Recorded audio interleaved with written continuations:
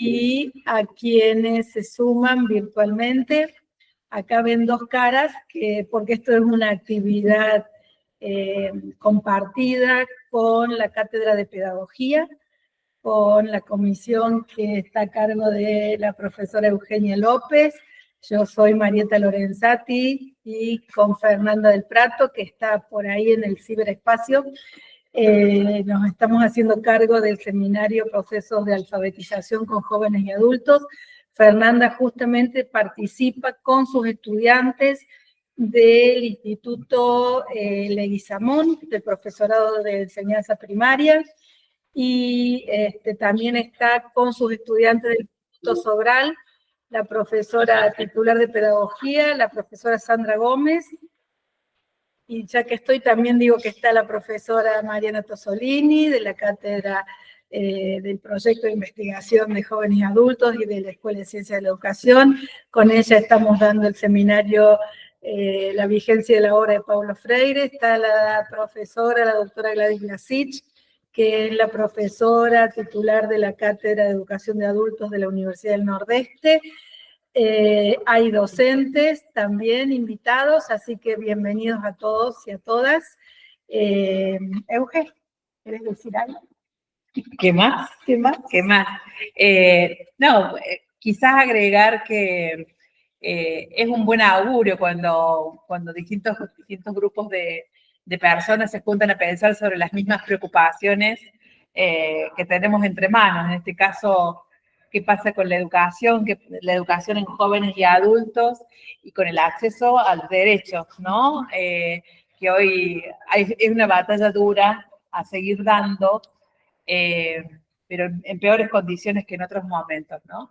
En el caso de la Cátedra de Pedagogía, que refuerzo que allí detrás está Sandra, nuestra profe titular, pero también hay estudiantes que, bueno, no han venido presencialmente, pero están en esa presencialidad remota a través del Meet, pero ahí está. Estamos intentando pensar la escuela, ¿no? Estamos justo en un momento estudiando la escuela como formato de la modernidad, y hoy vienen preparados a ver qué pasa con la escuela y con las prácticas educativas por fuera de la escuela, que de alguna manera patean el tablero del formato de la escuela moderna.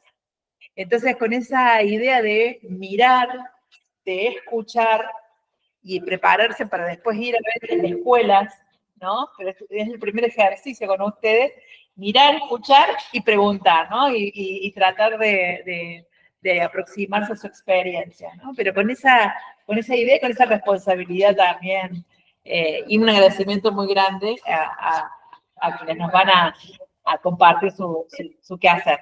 Bueno, la idea del conversatorio, ya que traes el contexto de la escuela, de este conversatorio es precisamente discutir qué sucede, en qué contextos se van produciendo la práctica de cultura escrita en una escuela. Por eso está invitada una escuela de jóvenes y adultos, por eso lo invitamos al profesor Emanuel Giri, y también va a estar la licenciada Carla Cota, que es maestra de una escuela de adultos, es miembro de nuestro equipo de investigación, está haciendo el doctorado en educación de jóvenes y adultos, y nos acompaña Valentina Saldari, que participó en todo el proyecto de carreros, de alfabetización de carreros que se realizó en la Universidad Provincial de Córdoba.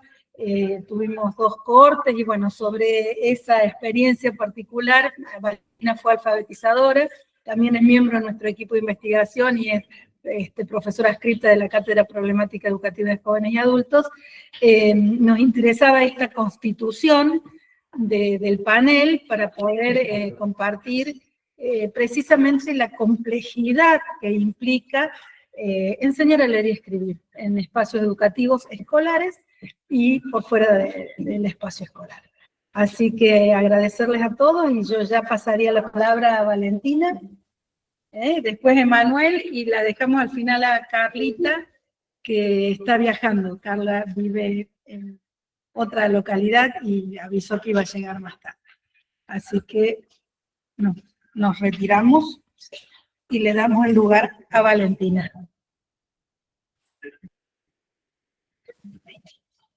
Sí, creo que me faltó algo. Me faltó algo.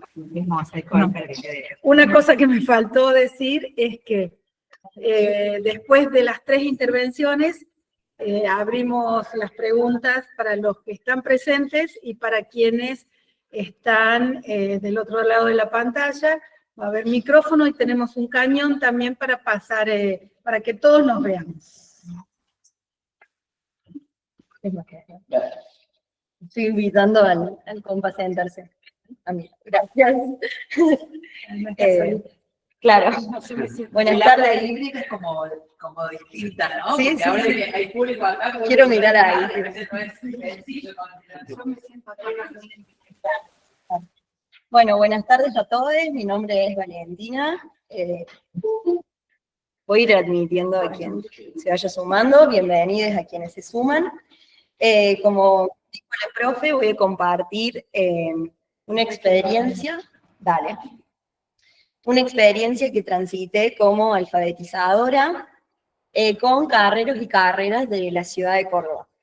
Esta experiencia se enmarca en un programa que se llamó Córdoba sin tracción sangre, que ese programa está encuadrado en un ente que tiene la municipalidad, que se llama Córdoba Obras y Servicios, y que articularon con los carreros y carreras, que su trabajo es de recuperadores urbanos, para que aquellos quienes trabajaban con los caballos, recolectando, no son residuos porque son materiales que pueden ser reciclados, en eso consiste su trabajo como recuperadores, pudiera ser reemplazado su caballo por una moto eléctrica.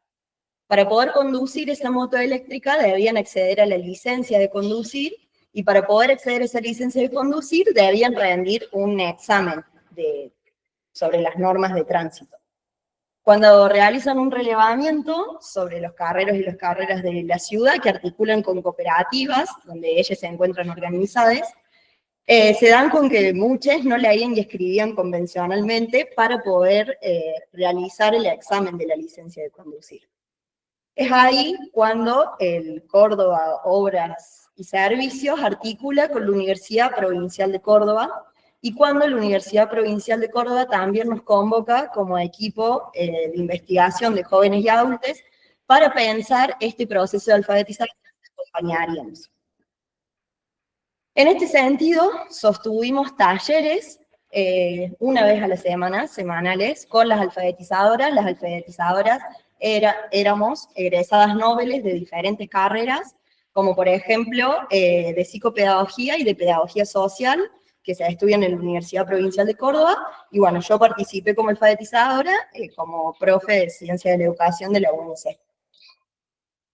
Los encuentros con los carreros en esta primera experiencia los sostuvimos en escuelas que estaban ubicadas en sus barrios, o sea, según la cercanía de la escuela con el barrio donde los carreros vivían, se conformaron grupos de alfabetización que funcionaban una vez a la semana. En este sentido, me interesa compartir o que pensemos y dialoguemos sobre cómo el leer y escribir son prácticas sociales que se sitúan en espacios específicos, y en este caso no era neutral que los procesos de alfabetización se sostuvieran en las escuelas. ¿Por qué? Porque muchas historias que ellos traían y compartían en el espacio, en tanto sujetos sociales, tenían que ver con historias de retiro de ese espacio, de exclusión de ese espacio escolar, e incluso en este grupo de alfabetización había solo 2 carreras mujeres. El grupo estaba conformado aproximadamente por 30 participantes, de los cuales 2 mujeres eran carreras, y ellas no habían accedido antes a la escuela. Entonces digo en esto de la no neutralidad de los espacios, y que son espacios históricos que los habitamos sujetos históricos, que cargamos con historias en esos espacios.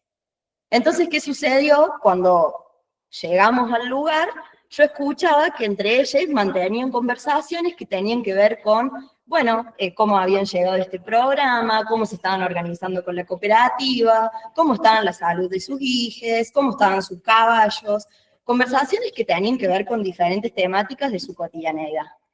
Lo que sucedió fue que cuando ingresamos al aula, esas conversaciones distintas se silenciaron, y cuando invitamos a presentarnos, muy pocos se animaron a presentarse porque era como, yo lo único que tengo para decirte es que somos unos burros. Esa fue la primera presentación de ellos al cruzar la puerta. Cuando nosotros lo que veíamos era que fuera del aula eran sujetos trabajadores, organizados políticamente, eran padres, eran madres, un montón de identidades que acá adentro no eran validadas. Lo primero que dijeron es, lo único que tenemos para aclararte es que nosotros somos unos burros. A lo cual respondimos que nosotros no trabajamos con burros, que nosotros trabajamos con sujetos, y que todo el saber que ellos tenían lo tienen sobre el manual del conductor y sobre la calle y el tránsito, porque es con lo que ellos trabajan, ¿no? Entonces, una primera decisión que asumimos es cómo los íbamos a enunciar y a nombrar, y los nombramos desde ese lugar, desde sujetos trabajadores que tienen saberes sobre lo que acá veníamos a estudiar. Otra cuestión que me pareció también interesante de pensar fue que también no solo el espacio de la escuela parecía un lugar expropiado en sus historias, sino también, por ejemplo, el espacio del cuaderno. El espacio del cuaderno era un temor a escribir o a dejar registro de la tinta, de la lapicera en el cuaderno, como un miedo de que esa materialidad tuviera poder sobre ello. Digo, en estas prácticas de qué se permite registrar, cómo y de qué manera, había un temor al error y a escribir y a hacer propio ese espacio del cuaderno y del registro, que entonces venían preguntas como, Rulo, pero escribo así, pero así está bien, pero vos decís que escribo. Y también fue todo un proceso el poder permitirles y sobre todo autorizarse a decir, a escribir se aprende escribiendo, la escritura se reescribe, uno tacha, uno vuelve a escribir abajo, uno lo comparte con el compañero y lo recorrige y vuelve a escribir, como autorizarse a la práctica de la escritura como una práctica que es social, que es con otro, que es inacabada, que todo el tiempo se puede estar revisando. Y la tercera dimensión que quiero recuperar en esto, que las prácticas educativas no se dan en espacios neutrales, sino que cargan con una historia, porque somos sujetos históricos y la construcción que hacemos de los espacios también lo son, es que en un momento las carreras mujeres no se habían presentado y su disposición corporal era como de vergüenza, con sus cabezas agachadas, con mucha timidez. Sucedía también que ellas no estaban organizadas en cooperativas, entonces también eso marca cierta camaradería que ya venía construida entre los carreros por compartir otros espacios sociales y políticos, de los cuales ellas no participaban. Entonces me acerqué a preguntarle, bueno, ¿cómo están? ¿Cómo son sus nombres? Yo respetando que quien no quisiera presentarse en la grupalidad no lo hacía, pero me acerqué a conversar con ella. Y ahí me dicen, y te podría decir más o menos, pero no importa, acá venimos a hacer cosas que son de la escuela. A lo cual yo le respondí de que lo primero que venimos a hacer acá es encontrarnos, y para encontrarnos hay que preguntarnos cómo estás, quiero conocerte, quiero escucharte, quiero reconocerte. Y ahí ella se habilita a tomar la palabra y a contarme una situación familiar que las atravesaba de muy cerca y que hacía poco estaban atravesando la muerte de uno de sus hijos. Entonces digo también, me vino esta pregunta de qué se puede compartir y cómo se puede estar en la escuela y cómo no, ¿no? Porque para ella venir a hacer cosas de la escuela era que esos sentires, en primer lugar, no tuvieran lugar, digamos. Para avanzar, entonces una de las primeras preguntas que nos hicimos en este proceso de alfabetización era cómo construir prácticas donde pudiesen autorizarse o donde pudiesen apropiarse del leer y del escribir en este espacio. Y acá quiero retomar distintas escenas, si me permiten, que creo que nos ayudan a poner sobre la mesa tensiones sobre qué implica la complejidad del leer y escribir. Una primera escena que recupero es que algo que nos propusimos desde el equipo formador y todo lo que veníamos laburando con las alfabetizadoras, es que las prácticas de lectura y de escritura que propusiéramos tuvieran propósitos reales. ¿Qué quiere decir propósitos reales? Que no fueran que esas actividades las hicieran para mí, Rulo alfabetizadora, perdón, me apodo Rulo, para mí, Rulo alfabetizadora, o para este contexto y este espacio escolar, sino entender que estos sujetos, y pienso en la escuela en general, además de sujetos escolares, son sujetos sociales. Entonces, lo que empezamos a descubrir es que cuando el leer y escribir tiene un propósito que es compartido, y tiene un sentido y un propósito que es real, ese sentido es compartido entre todos, y nos corremos del lugar de la alfabetizadora como verificadora. Como, esto está bien, vos decís que es así, esto está bien, y que seamos nosotras quienes decidimos y nos apropiamos de esa escritura, en lugar de el grupo, el sujeto como autor, les sujetos como autores. Y acá se dio una escena interesante, porque otras compañeras alfabetizadoras, en un encuentro al cual yo no pude asistir, me dijeron que los carreros demandaban hacer actividades que sean escolares de lectura y escritura. Entonces, ellas dijeron, vamos a llevar una actividad que son imágenes, dice, es situada la actividad porque son imágenes que están en la guía, que tenían que ver con un semáforo, con una señal, con una moto, dice, y les vamos a proponer la consigna de que escriban esas palabras separadas en sílabas. Entonces, por ejemplo, aparecía la imagen de un semáforo y 4 líneas, porque sería semáforo, y así con señal, señal. Bien. Claro, cuando entregamos esa actividad, lo primero que empezó a preguntarnos es, Rulo, no entiendo, pero entonces ¿qué iría acá? Pero, porque claro, lo que yo ahí me empecé, como que hice cuerpo, fue el de decir, no es una práctica real las palabras divididas en sílabas, porque cuando uno lee el manual, la palabra no está separada en sílabas, cuando tengan que rendir el examen no les van a pedir dividir en sílabas las palabras, cuando uno lee un cartel en la calle no está separado en sílabas.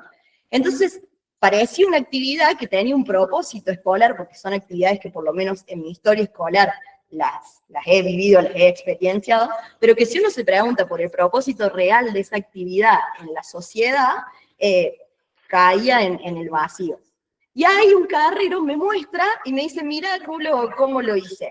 Y había escrito en la primera línea semáforo y en las otras 3 que sobraban escribió rojo, verde y amarillo, ¿no?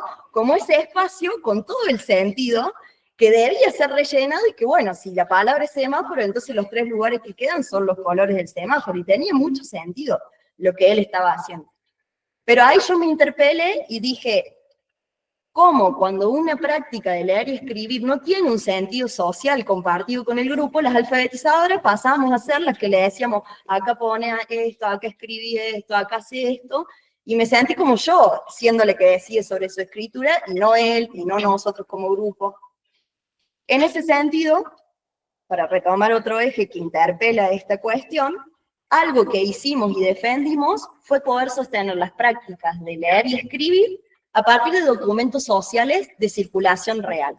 Entonces, por ejemplo, resolvíamos simulacros de examen, que tenían que ver con el examen que iban a tener que rendir para obtener la licencia de conducir, y en el encabezado del examen solicitaba sus nombres, sus documentos nacional de identidad y la fecha. Para escribir esos nombres, lo que les invitábamos y proponíamos es que utilizaran sus DNI de soporte. Les preguntábamos si tenían con ellos sus DNI, que todos lo llevaban. También eso se contextualiza en prácticas, donde todo el tiempo la policía lo frena y tienen que dar cuenta de su identidad, entonces todos llevaban su DNI. Y les proponíamos que el nombre y el encabezado del examen lo completaran apoyándose como soporte de copia en su documento nacional de identidad, que es un documento que es de circulación social, no es que tiene un uso escolar, sino que se usa también en otros espacios. Ahí se dio una escena que a mí me atravesó mucho, donde uno de los carreros me dice, ¿cómo rulo mi documento para escribir mi nombre? Y ahí vio que sus compañeros sacaban el DNI. Y dice, ¿vos estás diciendo esta tarjetita? Yo se lo entrego a la policía y dice, ¿qué? Acá está mi nombre. Emocionado él, de que lo que yo comentaba con el equipo es cómo eso que contiene su nombre, que está inscripto su nombre, que es un documento social del cual, donde su nombre esté inscripto, se puede acceder a un montón de derechos y espacios y prácticas. Para él era una tarjeta que utilizaba a modo defensivo cuando un otro se lo solicitaba. Y en este caso, este otro estaba representado por la policía. Bueno, ahí él se emociona y entonces con su compañero empezamos a decir, bueno, no solo está tu nombre, está tu dirección, y ese número que aparece ahí es solo tu número, porque nadie tiene el mismo número de DNI que otra persona. La cuestión es que algo que me sorprendió de ver este proceso de lo que implica leer y escribir y los reposicionamientos identitarios que se dan cuando uno se apropia de esa cultura escrita y de lo que implica su nombre inscripto en espacios y prácticas sociales, es que cuando estábamos terminando el proceso, hicimos un juego, que ahora voy a explicar por qué lo cuento, y también todos los días registrábamos nuestro presente. No para ver quién estaba y quién no, a modo de vigilar, ¿qué tal? Sino más bien para decir, che, bueno, si falta un compañero del grupo, saber en qué fecha faltó y entonces poder preguntarle cómo está y poder saber qué tema vimos ese día. Y ese día él agarra y me dice, Rulo, deja, yo paso a escribir mi presente que lo hacíamos inscribiendo sus nombres, y yo paso a inscribirme en el registro del juego, porque queríamos anotar quién era parte de cada grupo, cosa que si no lo terminábamos, otro propósito real de la escritura, si no lo terminábamos al juego, se podía recuperar los equipos con los que estábamos conformes, como memoria, ¿no? Y ahí el paso dice, deja rulo, yo paso a inscribirme o anotarme mi presente y como participante del juego, porque acá tengo mi DNI. Y yo ahí lo que hice consciente fue un reposicionamiento identitario y subjetivo de él, de una tarjeta que entrego defensivamente cuando un otro me obliga, a un documento social donde mi nombre esté inscrito y yo decido participar y hacer uso de ese documento social para ser partícipe de un juego, para estar registrado en un espacio, para hacer presencia, para acceder a derechos, que en este caso era una política pública. Entonces digo, no es solo la escritura del nombre en tanto letras y sonidos, sino la escritura del nombre en tanto dónde se inscribe ese nombre, en qué práctica, con qué efectos sociales, con qué derechos en juego. Y para terminar y darle la palabra a mis compañeros y seguir pensando juntos esto, no solo en esta experiencia de alfabetización vi a sujetos interpelando y objetivando prácticas en las cuales la cultura escrita tiene efectos sociales, sino también yo misma como alfabetizadora objetivé prácticas respecto a la cultura escrita en este posicionamiento de enseñar, y de qué enseñamos y para qué enseñamos. Y sucedió que otro documento social real que usamos fue el manual del conductor, del cual estudiábamos. Y en una de esas yo tenía naturalizada, porque accedí desde muy chica a prácticas con libros y demás, como era el uso de un índice, por ejemplo. Y cuando decíamos, bueno, todos los temas que vamos a estudiar se encuentran en el índice, se me dio por preguntar, ¿y qué serán esos números que aparecen acá al costado a la derecha? Y ahí uno empezó a decir, dice, debe ser el número de la patente de la moto. Y otro dice, no, dice, debe ser el número del DNI. Y otro dijo, no, debe ser la velocidad. Y todas lo que decían tenía sentido, porque los números que habíamos estado viendo se relacionaban con esos saberes. Pero yo dije, claro, el número en este índice que refiere a una página, que la página sirve para encontrar un tema, que el tema sirve para algo que es muy vasto de estudio, poder dividirlo, implicaba que el manual no era solo un recurso, era un objeto a ser enseñado el uso de ese manual. Y ahí también hice consciente que las letras y los números no tienen un sentido de uso a priori, sino depende en qué objeto están escritos, bajo qué práctica. En este contexto estaba bien lo que yo decía de los números. Un número puede ser una velocidad, un número puede ser un DNI, pero en este contexto de un libro y un índice, el número tenía el uso y el sentido de ser una página. Pero el concepto de página era algo a ser enseñado. Así que, bueno, nada, de algo que pensábamos que solo iban a ser temas de señales, tránsito, implicó darnos cuenta que los objetos escritos y sus usos se enseñan, que los reposicionamientos identitarios y lo que uno habilita o no habilita como docente, habilita o no prácticas donde los sujetos se puedan repensar en otros espacios que no sean solo los escolares. Y bueno, nada, cedo la palabra que tengo ganas de escuchar a mis compañeros. Gracias. Vamos pensando tanto. Yo llevo el mate. Así me recibe. Llegaste justo. Bueno, presentarte porque yo dije que estaba estudiando. Bueno, perdón que te puedo escuchar a medias. No, amor, bienvenida. Bueno, mi nombre es Carla Cota. Bueno, Marieta nos invitó acá y la verdad que siempre es una alegría poder venir a compartir algo de la experiencia, del camino y demás, y escucharnos también, ¿no? Bueno, yo, como para presentarme, soy docente de la modalidad de jóvenes y adultos, de ahí, bueno, nos conocemos con Emma también. Hace 12 años que trabajo en la modalidad, entonces también un poco cuando me llegó el título, otras veces he venido a estos conversatorios, cuando me llegó el título digo, uy, ¿qué decir de todo eso? Porque también se te van viniendo como muchas experiencias a la cabeza. Y a la memoria, y cómo también con el tiempo las vas viendo de otras maneras, ¿no? Y bueno, también tengo otra llegada al campo, que es a través de la investigación. Estoy haciendo actualmente el doctorado en educación de jóvenes y adultos en la Universidad de Chilecito, que bueno, que la verdad es un espacio formativo que está muy bueno.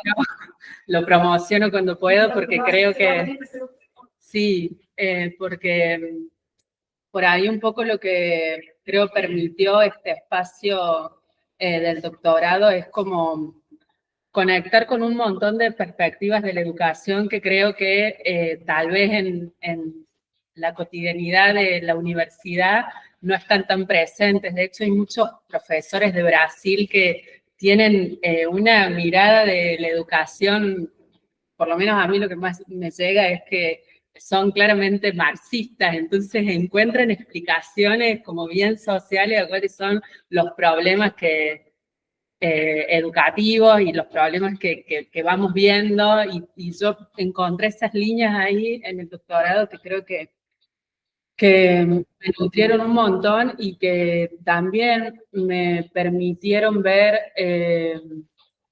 la lectura y la escritura en los espacios de jóvenes y adultos, en mis espacios también como docente desde otros lugares, ¿no? Como pudiéndolo analizar, dándole otras vueltas, y también creo que esa etapa abrió mucho la posibilidad de ver cómo se combina también con la oralidad, cómo a través de la oralidad se va tejiendo todo lo que es la escritura, la lectura, las distintas posiciones que van tomando los sujetos ahí en relación a eso. Bueno, y lo que yo estoy estudiando en ese doctorado, mi tema tiene que ver con las identidades de género de las mujeres y cómo eso se relaciona con lo que leen y escriben, como para sintetizarlo, ¿no? Pero bueno, un poco yo, entre todas estas cuestiones que se me venían como posibilidades, elegí más bien poder compartir, charlar más bien de mi experiencia docente, y bueno, y dentro de la experiencia pensaba como, bueno, ¿qué contar, no? Si era una experiencia puntual o si hablar más en general. Entonces, bueno, decidí hablarles de todo un poco. No, decidí como poder hablar principalmente como de 3 dimensiones, algo tal vez un poco más general que tiene que ver con cómo se ve la escritura y la lectura desde el diseño curricular que está propuesto para la modalidad. Bueno, como dije, somos docentes de la modalidad, trabajamos en escuelas, digamos, para jóvenes y adultos, por ahí esa es la diferencia de la experiencia que contaba Vale recién. Bueno, y en mi caso, y creo que Emma también, trabajamos en extensiones áulicas, bueno, vos después ya puntualizar, pero bueno, que son, digamos, experiencias que son como bien concreta de un docente o 2 docentes, lo cual también es importante para entender como toda la experiencia, y también lo que creo desde mi punto de vista pone el Estado en relación a la educación de jóvenes y adultos, ¿no? Es una extensión áulica que tiene un docente y bueno, y desde ahí se empieza, digamos, como a tejer lo que es la propuesta, que siempre son como singulares y bien particulares de cada lugar, ¿no? Entonces, yo elegí hablar como de esto más general y después 2 dimensiones que me parecían muy importantes para hablar de la lectura y la escritura. Una que tiene que ver con la lectura y escritura desde el placer, desde la literatura, que creo que es un eje que no puede faltar cuando enseñamos, y otra desde lo que va emergiendo, ¿no? En las aulas, que para mí esa lectura y esa escritura que viene desde los y las estudiantes, en la mayoría de los casos, está muy relacionada con solucionar problemas puntuales de trámite, de emergencias que van teniendo. Entonces, bueno, ahí como que me organizaba para hablar de esas 3 cuestiones. En relación a esto que les contaba como más general y que plantea el diseño curricular que deben saber los y las estudiantes, está como dividido en alfabetización, primer ciclo y segundo ciclo. Cada uno, digamos, de estos niveles tienen contenidos, saberes que se supone que tienen que ir, digamos, manejando. Inicialmente la propuesta tiene algunas cuestiones que son como muy valorables porque te permitía de repente que un estudiante por ejemplo, esté en relación a la escritura y la lectura, pero en matemáticas, contenidos que utilizan más, podían estar en primer ciclo o en segundo ciclo. Pero en la realidad pasa que, y por eso lo puse primero, porque creo que es lo que me estaba interpelando mucho, es que en realidad los podés inscribir por el CIDI, porque ahora todo se hace por el CIDI, en una sola de esas etapas. E incluso hoy me quedé puntualmente pensando en esto porque a raíz de la situación de recorte que viven las escuelas de jóvenes y adultos, así como todo el sistema educativo, cada vez hay más planillas para presentar. Entonces, hasta hoy, por ejemplo, estábamos con una planilla donde había que poner desde el 2023, 2024 y 2025 con nombre, apellido y DNI los estudiantes de cada una de estas etapas, ¿no?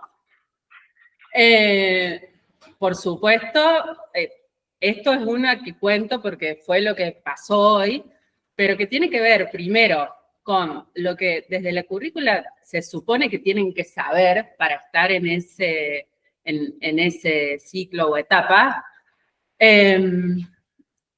Y segundo, yo me hacía la pregunta también cuando pensaba en casos puntuales, que me pareció muy interesante y me la he hecho en varios momentos. ¿Cuánto le lleva a una persona adulta aprender a leer y escribir, por ejemplo, convencionalmente? ¿Sí? Esa pregunta a mí me ha ha tenido muchas como vueltas en mi trayectoria. Bueno, desde por ahí estos lugares más ministeriales está como de alguna manera queriendo medir cada vez más estas cuestiones porque buscan justamente el recorte de estas experiencias educativas que a la vez, como yo decía al principio, muchas de ellas cuentan con un docente por lugar, ¿no? Y capaz a una persona, y se me venía a mí cuando pensaba en todo esto, tenés el universo de personas que van, es como muy grande, entonces capaz tenés desde la persona que va y aprende en la escuela a agarrar el lápiz, entonces desde agarrar el lápiz viene todo el resto de las cosas, y tal vez personas que ya se inscriben con otros aprendizajes, y entonces desde ahí van como... Entonces esa pregunta que me hacía yo al principio de cuánto puede llevarle a una persona aprender a leer y escribir, es como muy particular. Y a la vez en esto que se quiere medir desde ahí, fíjense en que también pensaba la contradicción de que a mayor recorte y a mayor la situación actual, más vacías están las aulas. Entonces es también como una contradicción interna del propio sistema entre lo que se quiere medir y eso que no se está teniendo una política pública para sostener, ¿no?, la trayectoria. Entonces, bueno, yo me quedaba pensando mucho a ese nivel como más de la política pública y de los recortes que está viviendo, digamos, la modalidad, cómo se empieza a, de alguna manera, creo que la palabra es desvirtuar lo que son los aprendizajes, ¿no? Lo que le implica a una persona aprender a leer y escribir y esas cuestiones. Bueno, eso para para empezar, ¿no? Me parecía como muy importante poder decirlo porque me parece muy presente estas políticas de recorte que terminan permeando todo, hasta esto. ¿Qué es en realidad leer y escribir? ¿Cuáles son las capacidades que tienen que tener las personas para que vos realmente se puedan egresar, para también, o lo contrario, para lo que le significa a mucha gente que ya le niegan ese espacio, que no puede estar más en ese lugar, porque acá vieron que vos en este año estuviste en este ciclo y se supone que tenés que pasar. Entonces, bueno, como para dejarlo ahí. En relación al segundo eje que les decía, que yo cuando leí el título de leer y escribir con jóvenes y adultos, pensaba en que siempre tiene que estar vinculado, ¿no? Tiene que haber experiencias, más pensando como en experiencias concretas, que tengan que ver con un vínculo con la literatura, con el placer, con lo lúdico, con experiencias que conecten, a los sujetos desde ahí, ¿no? Entonces pensé en compartirles una experiencia que a mí me gustó mucho, porque aparte creo que hay que leer libros en las escuelas, libros completos, o sea,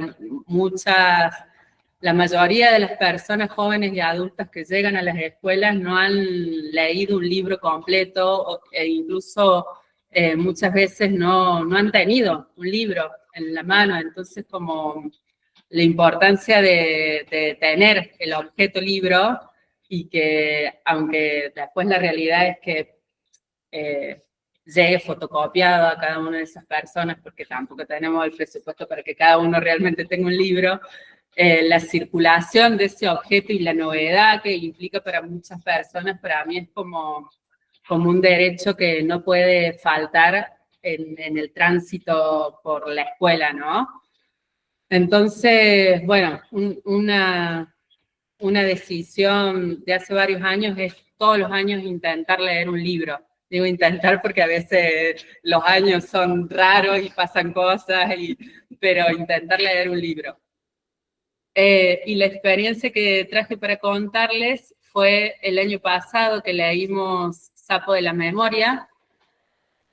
Y también la elegí porque me pareció una experiencia que nos permitió trabajar con esto que yo les decía de que, bueno, hay distintos ciclos, está el ciclo de alfabetización. Entonces, este tipo de propuestas me parece que son muy importantes y positivas para poder trabajarlo con las distintas etapas que hay, con los distintos saberes que circulan dentro del aula de jóvenes y adultos, que es como muy diversa en edades y en conocimiento. Bueno, lo que se planteó en relación a este libro fue leerlo, por supuesto, llevó todo el año, y diversificar quienes leían en el aula, que por lo general, quien lee en el aula, es el docente, aunque siempre tenemos actividades en donde, queremos, digamos, como compartir ese espacio, pero eso fue uno de los objetivos principales. Entonces, invitamos a gente de afuera, los estudiantes también invitaron, o si se acordaban de un profesor o de una persona del barrio que podía leer. Entonces, eso también estuvo bueno porque circulaba en el aula otra gente distinta que iban leyendo los distintos capítulos. Y por supuesto, después de cada capítulo, lo bueno del libro es eso, que te enganchas como una novela y entonces después no querés faltar porque necesito saber qué va a pasar. Entonces, iban ahí, como leyendo con cada una de las personas que estaban invitadas y con eso también íbamos haciendo algunas propuestas. Duró todo el año, entonces tuvo como varias propuestas, ¿no? Pero una que a mí me gustó mucho fue que en uno de los capítulos el personaje principal le cuentan la historia de amor de su papá y de su mamá. Entonces la cuentan con mucho detalle y es como eso, como esto muy de la novela y qué iba a pasar después.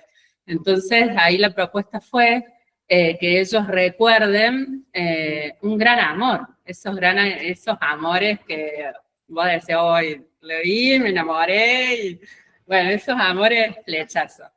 Y claro, entonces era como esto, la sonrisa, el recuerdo de lo que había pasado, porque también muchos de estos grandes amores te llevan a momentos como de la juventud, ¿no? Y había la propuesta de escritura fue escribirle una carta a esta persona contándole, bueno, qué le había pasado en ese momento, qué era de su vida ahora. Era una carta actual. La mayoría de las cartas fueron anónimas, porque eso toda la gente como tiene otras parejas, todo, nadie quiere tener quilombo. Así que nadie quería firmar allá abajo de quién era. Y después eso, los momentos como de reescritura de esas cartas, se nos ocurrió hacer como, que ahí ya estaban todas anónimas, hacer un concurso de cartas de escritura en donde podían elegir cuál había sido la historia de amor que más les había gustado.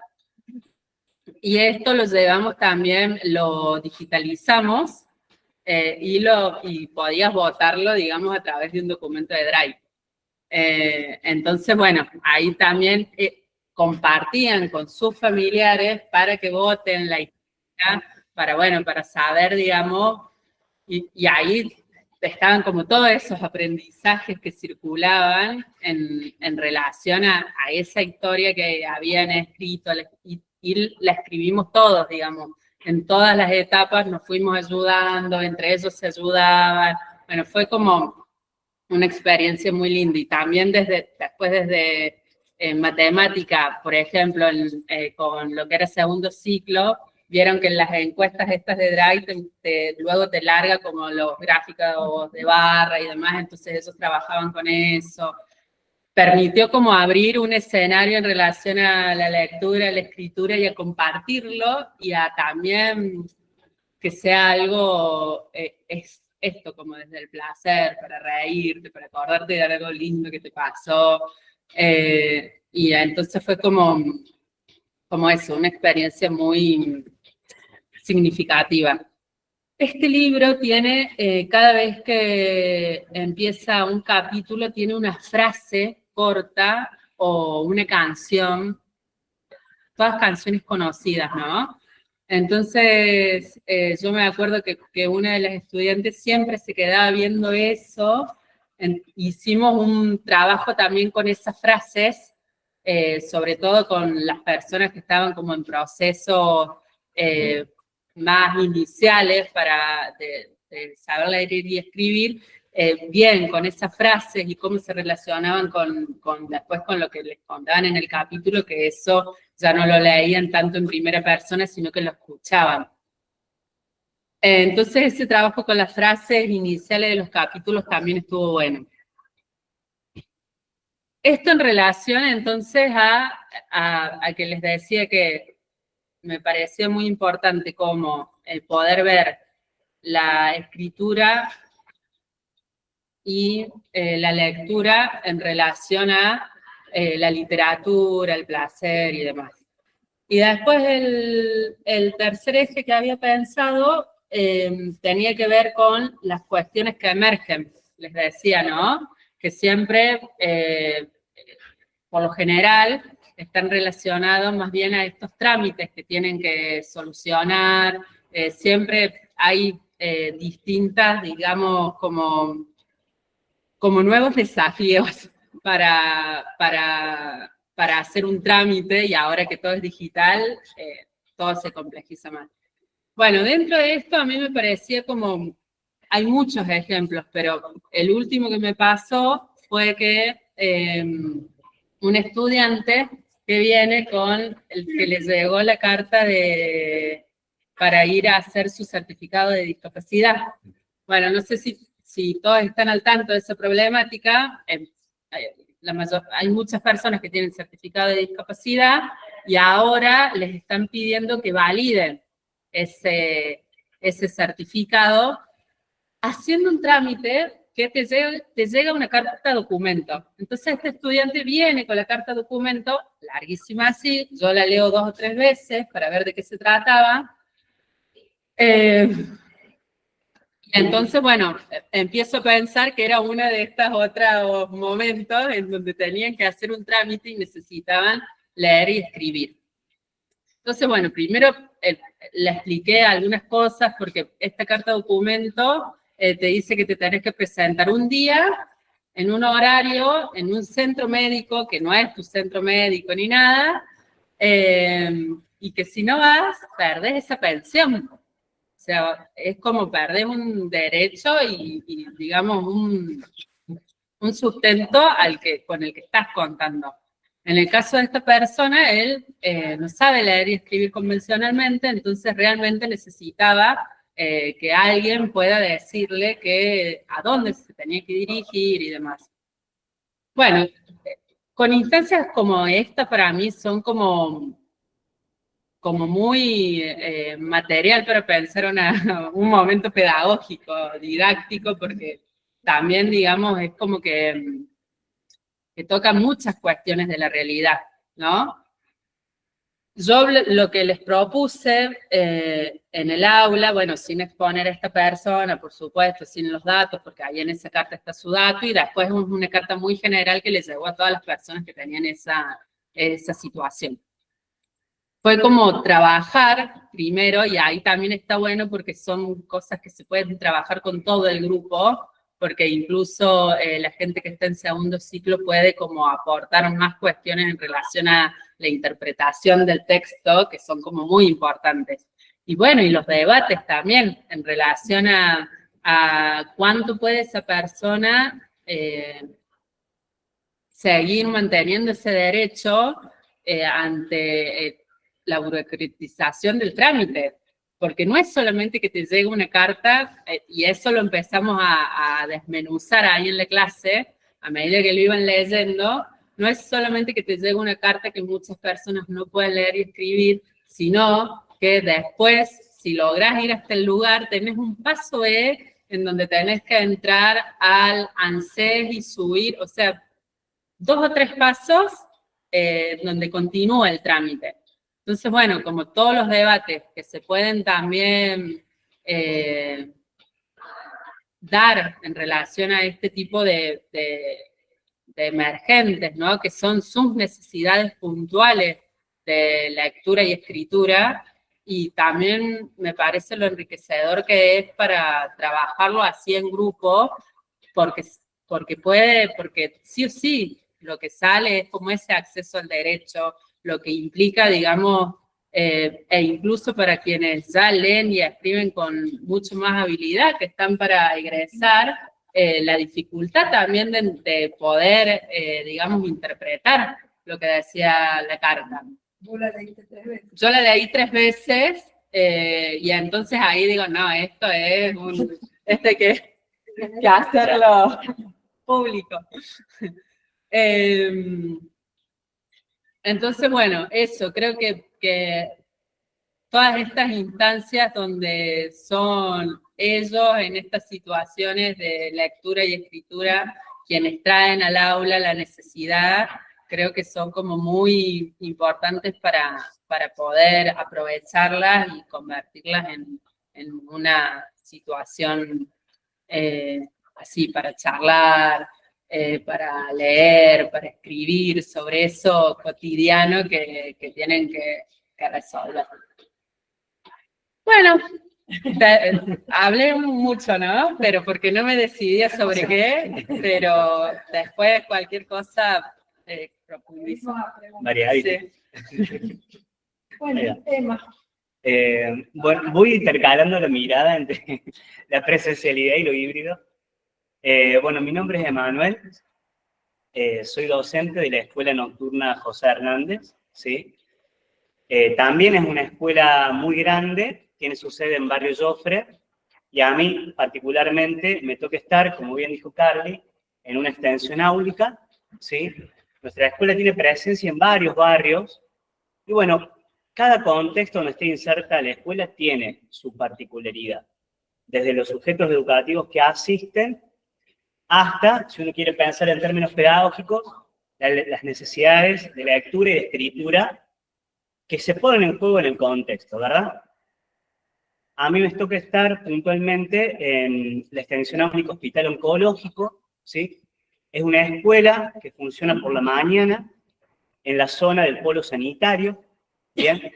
Es una escuela que ya, si no mal recuerdo, tiene 10 años de existencia y se abre puntualmente a partir de las necesidades que empieza a detectar el personal de salud, ¿sí? Con pacientes que tenían internación, o en el hospitalito de día, tanto del oncológico como del Rawson, los que están ahí en la primera línea, ¿verdad? Enfermeros, enfermeras, camilleros, camilleras, están bien en contacto con el paciente, empiezan a detectar que había, bueno, en su relevamiento, en su charla diaria, personas que eran pacientes que no habían terminado o su primaria, o no estaban ni siquiera alfabetizados, o tenían su nivel medio incompleto. Entonces, bueno, de manera muy amorosa, esta gente empieza a sistematizar esos datos y después se articula ese registro a través del director del hospital y en un momento se sienta el Ministerio de Educación, el Ministerio de Salud y un ente privado en su momento, que era la Fundación Oncológica, y a través de un acuerdo tripartito le dan vida a nuestro espacio educativo. ¿Bien? Entonces, originalmente la escuela está pensada para atender a los pacientes que están bajo tratamiento crónico ambulatorio por distintas patologías de salud y que son pacientes del Rawson, del San Roque, del oncológico.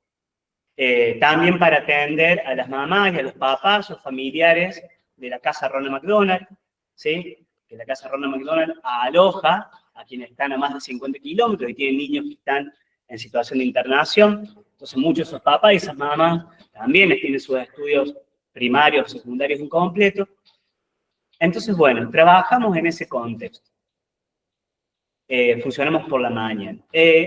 Ya de por sí, por la naturaleza de nuestro espacio educativo, necesariamente tenemos cuando pensamos en práctica de lectura y de escritura, estamos pensando en una perspectiva de derechos, de un enfoque de derechos y de un abordaje interinstitucional o integral, ¿sí?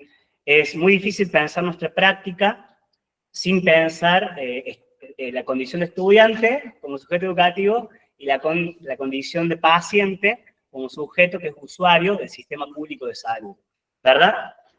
Entonces, necesariamente, nuestra experiencia pedagógica entra en diálogo con, bueno, la dinámica hospitalaria, ¿sí? Entonces, nuestros estudiantes, hay veces que van a primera hora a nuestra escuela, se toman su desayuno, conversamos un ratito, y después a media mañana se van para los turnos médicos asignados que tienen, o para retirar la medicación en farmacia, o para sacar un turno médico, ¿bien? O al revés, primero pasan por la primera hora, a hacerse un laboratorio, a su control médico, a retirar medicación, y caen quizás más a media mañana a nuestro espacio educativo. Entonces siempre tenemos, no tenemos la territorialidad del barrio, ¿sí? En una escuela, en su barrio particular, y van los vecinos y las vecinas, entonces, bueno, hay ciertas problemáticas en común que tienen que ver con la territorialidad. Nuestra territorialidad, en todo caso, está asignada por la cuestión de la salud, es el gran eje que nos atraviesa y que nos organiza. Vienen de distintos barrios de la ciudad de Córdoba, algunos están cerquita de la zona del polo y otros están bastante retirados.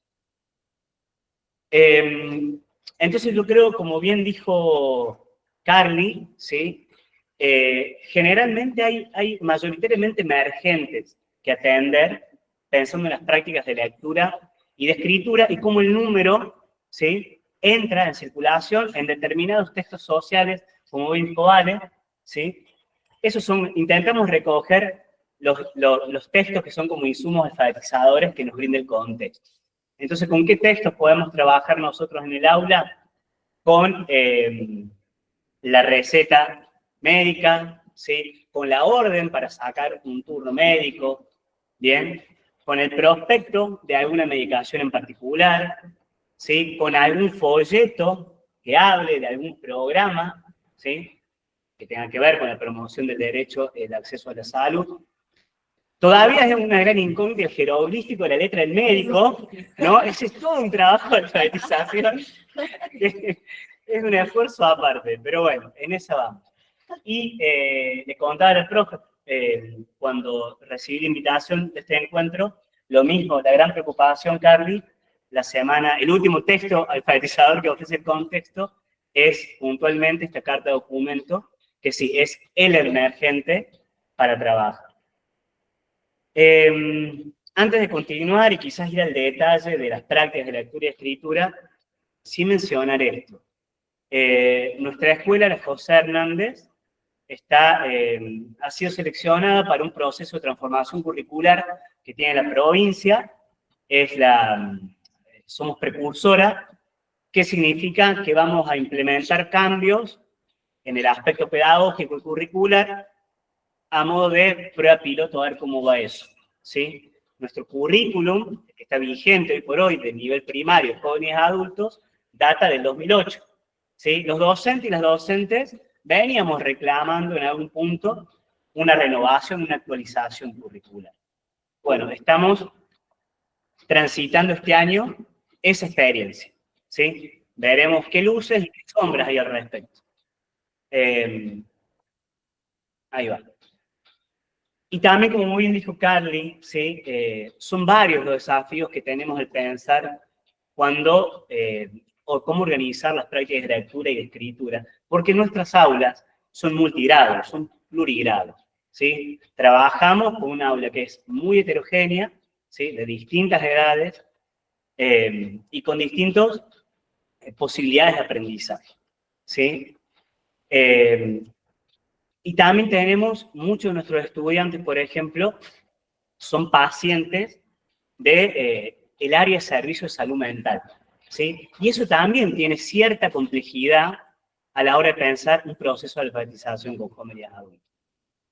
Y siempre en esto hay y te agradezco, Carly, que lo hayas puesto en discusión, hay una tensión permanente entre las posibilidades de la práctica, las reales, concretas, y la posibilidad que piden siempre a nivel ministerial de registrar ese proceso. Hay un quiebre que es enorme, hay un abismo de diferencia entre la linealidad de aprendizaje y recorrido que propone cierta homogenización del proceso, cierta homologación de ese proceso, y lo que es la práctica en sí, con nuestros jóvenes, con nuestros adultos, con las problemáticas con las que llegan al aula, cada espacio caracterizado por distintas situaciones, y puntualmente nuestros adultos que están atravesados por condiciones de salud. También a lo cual se suma una regularidad en la trayectoria educativa que está atravesada por, en nuestro caso puntual, situaciones de salud, ¿sí? Que los alejan muchas veces por un gran tiempo de la escuela, ¿sí? Recordemos, como dijimos, nosotros a las 8 de la mañana estamos abriendo nuestro espacio, tenemos estudiantes que vienen y se toman el colectivo a las 6 de la mañana, al colectivo muy tempranito, en lugares tan oscuros, en lugares donde muchas veces no entra el colectivo. El invierno también complica la asistencia. Entonces son muchísimos los condimentos que por un lado impactan en la organización pedagógica de un proyecto y por otro lado en la posibilidad del aprendizaje. Entonces, esta es una gran pregunta, Carly, que vos pusiste acá. ¿En cuánto tiempo se alfabetiza un adulto con determinadas características? Bueno, es una gran respuesta que no sabemos, ¿no? Y el amor, como dice Lacan, es un poco dar lo que no se tiene. Bueno, no tenemos certezas, pero sí tenemos convicciones. ¿Y cuál es nuestra convicción? Que la educación, al menos desde jóvenes y adultos, trabajamos siempre de una perspectiva de derechos, ¿sí? Nuestros jóvenes, nuestros adultos que van a la escuela, ya cargan algún estigma de exclusión, ¿sí? Porque fracasaron o los expulsó el sistema de la escuela, entonces trabajamos en un marco de restitución de derechos. Eso nos posiciona como educadores desde una dimensión política de entender el acto educativo. Y siempre desde ese posicionamiento, claramente uno cuando piensa en organizar un proceso de alfabetización, tiene grandes expectativas, ¿no? Expectativas, como aprendimos de Freire, de generar procesos emancipadores, democráticos, que puedan generar procesos de concientización, ¿sí? Que ayuden realmente a pensarse como sujetos históricos, que puedan desmantelar las estructuras de poder que los condicionan, ¿bien? Cargamos todas esas expectativas que tenemos. Y muchas veces, del otro lado, nos encontramos con otros sujetos. Yo, por ejemplo, he aprendido que ideológicamente todos somos defensores de lo público. Por ejemplo, ¿verdad? Creo que es un acuerdo que tenemos mínimo acá. Defendemos la escuela pública, la salud pública. Y con esa impronta fui a posicionarme en la clase. Y de repente me he encontrado con adultos que tienen larga data como usuarios del sistema de salud público. Yo no soy usuario del sistema de salud público, yo tengo mi obra social. Para bien o para mal, con reniego o no, tengo mi obra social. Y me encontré al otro lado con adultos que, como su experiencia, bueno, tenían otra mirada sobre lo público, evidentemente, ¿no?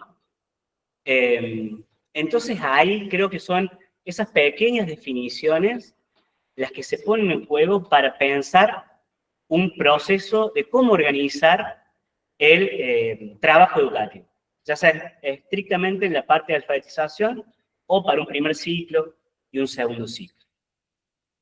Eso creo comentarlos como el encuadre político y pedagógico con el cual uno intenta entender esto que hacemos, ¿no? Que muchas veces es exitoso y a veces es frustrante, porque bueno, siempre en el medio se juega la expectativa. Puntualmente, para el conversatorio, el tema que nos convoca hoy, pensar las prácticas de lectura y escritura, sí, si uno piensa en cómo el eje de salud, ¿sí? Ingresa, permea en la escuela y se pone al servicio para organizar ese proceso de lectura y escritura, sí. ¿Cuáles son los textos con los que trabajamos? Esto. Y cómo se pone en juego el número, por ejemplo, ¿sí? Esto de aprender el 0800, que es el turnero provincial, en esto de poder aprender el WhatsApp, que solamente un hospital público lo tiene, que es el Rawson, ¿sí? Esto de la posibilidad de agendar y mandar por WhatsApp y solicitar un turno, ¿sí? Con todo lo que eso implica. Como bien dijo Carly, desde hace unos cuantos años aparte, estamos en un proceso de burocratización digital para cualquier tipo de trámite. Entonces, nuestras prácticas de lectura y de escritura también tienen que discutirse en el ámbito, en el escenario digital. ¿Bien? Entonces, ¿cómo favorecemos un proceso que pueda generar en el adulto, estudiante, paciente, proceso de autonomía, ¿sí? de concientización y de crecimiento y de empoderamiento como sujeto? Bueno, en esas pequeñas instancias, por ejemplo. Desde aprender el número del 0800 del turnero provincial, ¿bien? Hasta cómo agendar y cómo escribir el número de Hospital Rawson, ¿sí? Cómo aprender a mandar la foto del DNI, porque tengo que mandar la foto de mi documento, tengo que escribir mi nombre completo, tengo que escribir mi documento, tengo que escribir, a veces te lo piden, a veces no, el nombre de tu profesional, ¿sí? De cabecera, ¿bien? O el nombre del servicio al cual yo quiero hacer el turno, sea neurología, sea diabetes, sea psiquiatría, ¿bien? Algunas, y este es un proceso largo, ¿bien? Es de todos los días. Si uno tiene que pensar en prácticas, incluso mecánicas o repetitivas, tenemos estudiantes que por su condición es necesario, todos los días que va a la escuela, escribir incontable cantidad de veces el documento, el teléfono de un contacto, ¿bien? O el nombre, ¿sí? Porque también son estudiantes que están con alguna situación neurológica particular y a veces la forma del aprendizaje que se pone en juego es mecánica y repetitiva, ¿sí? Quizás con algunos estudiantes las prácticas de lectura y escritura puedan generarse desde otro abordaje pedagógico. Entonces tenemos ahí como una multiplicidad de sujetos con distintas necesidades, pensando en el número, por ejemplo, cómo entra el número en los estudiantes que están alfabetizándose, por ejemplo. Bueno, tenemos la gran mayoría de nuestros matriculados y por hoy tienen diabetes. Entonces, sí o sí, tipo 1 y tipo 2.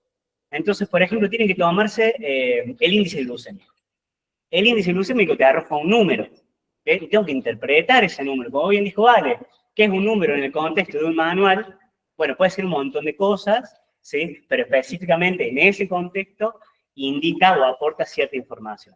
Bueno, a nosotros nos pasa, por ejemplo, con ese índice glucémico. Entonces, por ejemplo, una estrategia también para textualizar en nuestras aulas es armar una tabla, ¿sí? Y ahí anotamos el nombre de cada estudiante con los valores, a veces diarios, a veces semanales, a veces mensuales.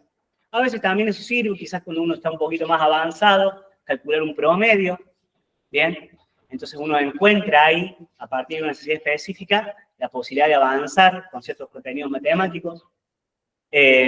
O por ejemplo, quienes también están en la situación de diabetes, tienen que ser muy cuidadosos con sus comidas, ¿verdad? Entonces, ¿cómo manejamos? Bueno, el acceso a la comida o a la buena alimentación también es un capítulo aparte, ¿verdad? Pero bueno, tenemos ciertas recomendaciones genéricas en eso. Entonces, bueno, ¿cómo tiene que ser el aporte macronutriente en el plato? En cantidad de proteínas, en cantidad de grasas y en cantidad de carbohidratos. Entonces, bueno, empezamos a trabajar con la mano, ¿sí? Entonces sabemos que esto es el plato, sabemos que una parte es para la verdura, la otra parte es para la carne, ¿bien? Empezamos a echar uso, ¿sí? También del cuerpo. Y después, cuando eso empieza a avanzar un poco en la construcción del conocimiento, podemos empezar a hablar de fracciones, por ejemplo. Pero siempre el número en un contexto que favorezca la interpretación de una realidad necesaria para ellos. ¿Bien? Entonces, bueno, creo que siempre, al menos en la experiencia que vengo trabajando, es como pensar, cómo realizar un proyecto educativo que pueda realmente rastrear esas necesidades de lectura y escritura, de uso social del número, cómo incorporarlas al aula y cómo a partir de ese insumo pensar un proceso educativo que, bueno, que los empodere. Porque muchas veces estos estudiantes son trayectorias migratorias, ¿sí? O en estas grandes ausencias que hacen por distintos motivos en la escuela, bueno, asegurarnos que pueden incorporar un contenido, un saber específico de lectura, de escritura o de procesamiento de una información numérica que realmente los ponga, pensando en su condición de usuario del sistema de salud público, en una perspectiva de ciudadano autónomo, ¿sí? Porque muchos de nuestros estudiantes cuentan a veces con el apoyo familiar, ¿sí? Entonces siempre tenemos un gancho ahí para acompañar nuestro proceso, y muchas veces no. Muchas veces nos encontramos con la soledad, la verdadera soledad del otro lado. También siempre intentando, pensando en estas trayectorias tan, a veces discontinuas, tan migratorias, y pensando en las características de nuestro contexto hospitalario, se torna muchas veces necesario la posibilidad de trabajar con el área de servicios sociales de los hospitales públicos, ¿sí? Cualquier trámite, independientemente de la patología de salud que tengan de nuestros estudiantes, ¿sí? En algún momento, en alguna instancia, van a pasar por servicio social, ¿sí? O van a pasar por la farmacia, ¿bien? Entonces, ahí tenemos dos grandes pilares de apoyo. Por ejemplo, en la pandemia funcionó muy bien, ¿sí? Que estuvimos imposibilitados del contacto, entonces pudimos, a través de envíos digitales, a esos profesionales, y con una actitud muy amorosa del otro lado también, se encargaron de las impresiones. Entonces, cuando estaban citados a alguna entrevista o iban a retirar medicación, pudieron acceder, por ejemplo, a de alguna manera continuar ese proceso.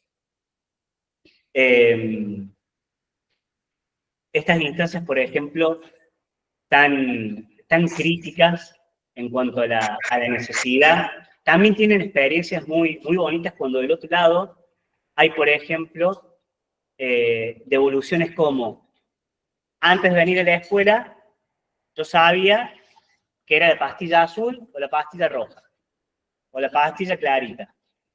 Yo ahora puedo, quizás no lo puedo escribir, pero puedo saber que se llama Napril, puedo saber que se llama metformina, puedo saber que se llama risperidona, ¿sí?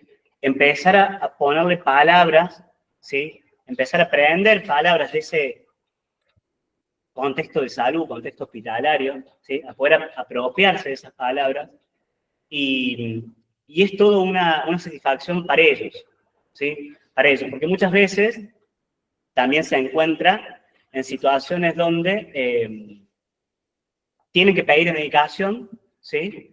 Pero bueno, no se acuerdan. Entonces imagínense si de repente están en alguna posibilidad de acceder al medicamento sin su médico de cabecera, pero que le digan la pastilla azul. Yo tomo la pastilla azul, o la pastilla roja, o la pastilla clarita, ¿sí? Entonces son pequeños avances, son pequeñas evidencias de aprendizaje que hablan, bueno, de un aprendizaje contextualizado, de un aprendizaje situado, y de cómo el contexto puede ayudar a organizar la práctica de lectura y de escritura.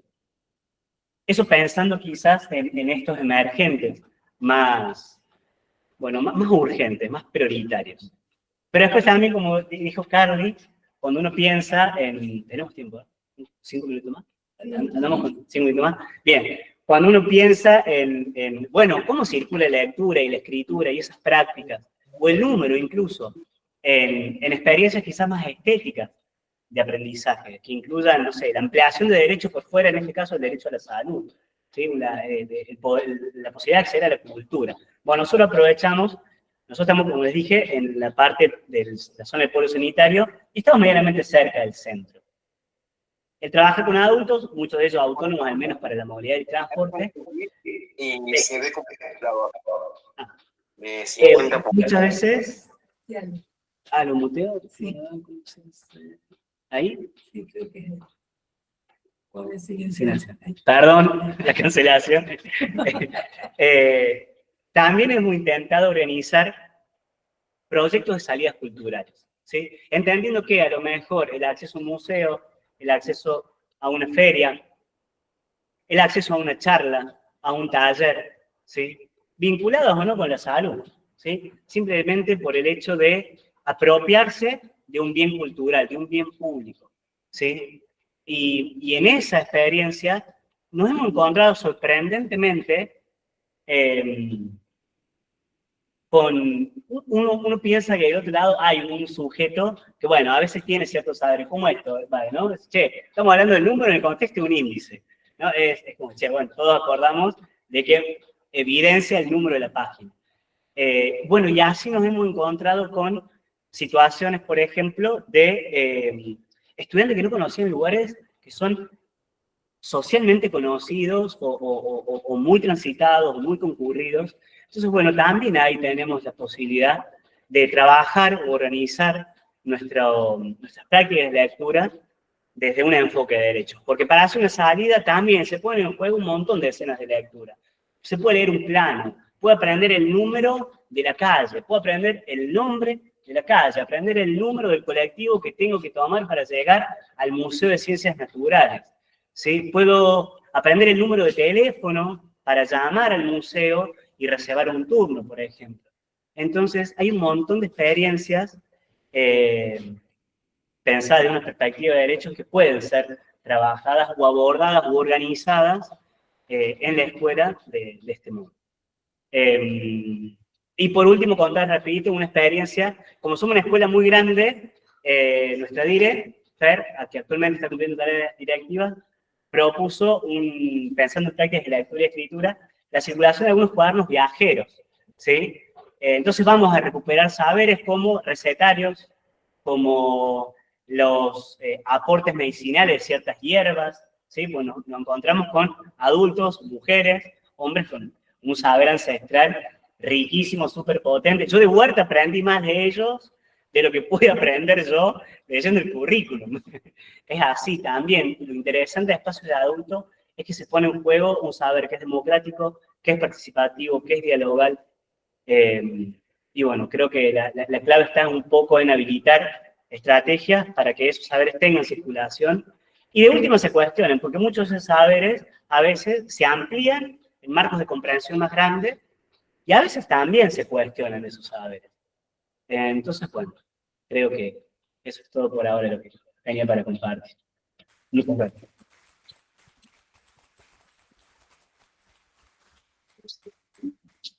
Bueno, muchas gracias. Voy a hablar desde acá. Si puedo, ¿cómo me enseñas? Apágalo. No. No te presiones. Bueno. Nada, simplemente agradecerles al estrés.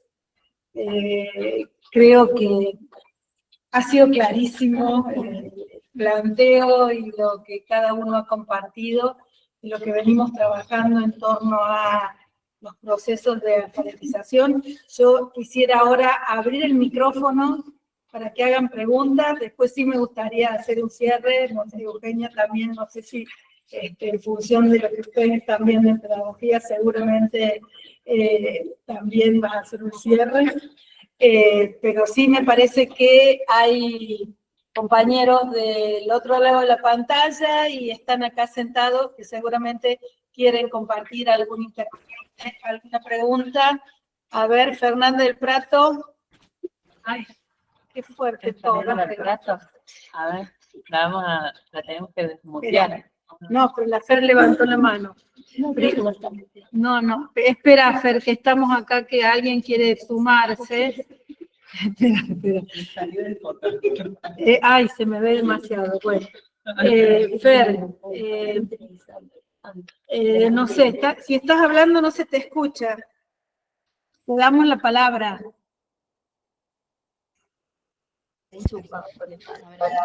A ver, ahora no.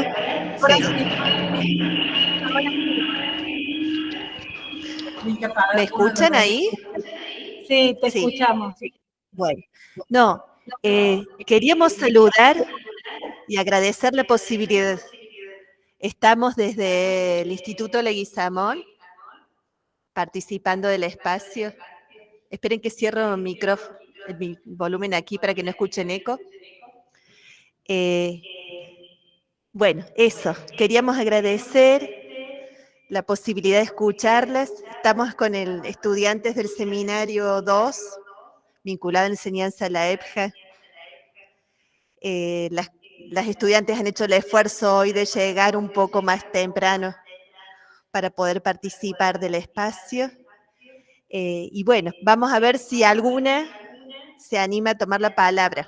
Pero yo primero quería agradecer esta posibilidad y particularmente la generosidad de las presentaciones que han hecho, tanto Carla, Valentina, como Emma.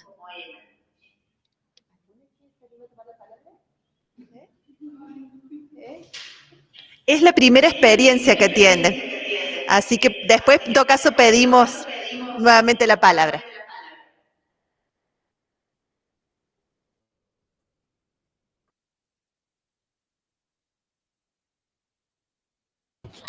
Bueno, gracias, Fer. Hola. Hola al grupo de estudiantes del LEGI. También está el grupo de estudiantes del Sobral.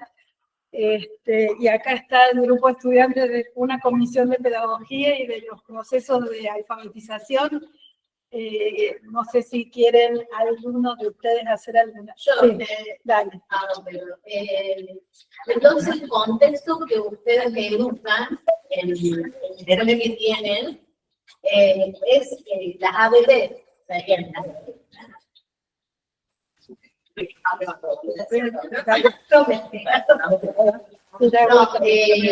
el contexto que ustedes llaman, es las ABD serían las actividades diarias con respecto a lo pedagógico, ¿no? Sí. O sea, solamente lo que, en el contexto de lo que pasa dentro de el hospital, o sea, todas las personas que van ahí, y solamente eso es, o sea, la lectura, todo lo pedagógico que la enseña, no sé si se también es solamente desde ahí, solamente, o sea, yo soy acompañante terapéutico, entonces más o menos entiendo que son las actividades diarias que ellos tienen dentro del hospital, lo que se va manejando y se va trabajando en diferentes horarios que ellos pueden. Bien. ¿Alguna otra pregunta? No. No. No, quizás me faltó definir. No. Nuestro espacio educativo es una escuela nocturna del Ministerio de Educación, como la de Carly. Trabaja en el contexto hospitalario, pero está por fuera del hospital, ¿sí? Sí trabajamos con la población. Son pacientes de diabetes, EPOC y de distintas patologías, ¿verdad? Sí articulamos, porque bueno, una de las grandes dificultades que tenemos en la modalidad de adultos es siempre la matrícula, ¿sí? Procurarnos, bien Carly señaló, sobre todo en nuestras instancias donde está con tantas ganas de recortar a la modalidad, ¿no? Entonces, bueno, pensando en esto de cómo tener siempre matrícula y demás, ahí se ponen en juego las distintas estrategias de articulación con hospitales. Por ejemplo, Rawson hasta hace muy poquito tenía dentro, intrahospitalario, el programa Yo Sí Puedo, ¿sí? El de alfabetización cubana lo daba el área de bioética del Hospital Rawson. Después el programa se desarticuló, pero por ejemplo sí era un programa que nos permitía a nosotros, después ellos salían con algo, yo desconozco el programa, no se puede, he visto las cartillas, pero siguen siendo jeroglíficos como la letra del médico. Pero bueno, sí incorporaban algunos saberes súper valiosos y a partir de ahí enganchaban con en la educación formal, ¿no? De la modalidad de jóvenes y adultos. Pero no, nosotros tenemos una currícula que enseñar con contenidos de lengua, de matemáticas y de las ciencias, pero bueno, siempre todas esas prácticas de lectura y escritura están atravesadas por escenarios de lectura y escritura en relación a la salud. Pero bueno, es una escuela formal, digamos, por fuera del hospital.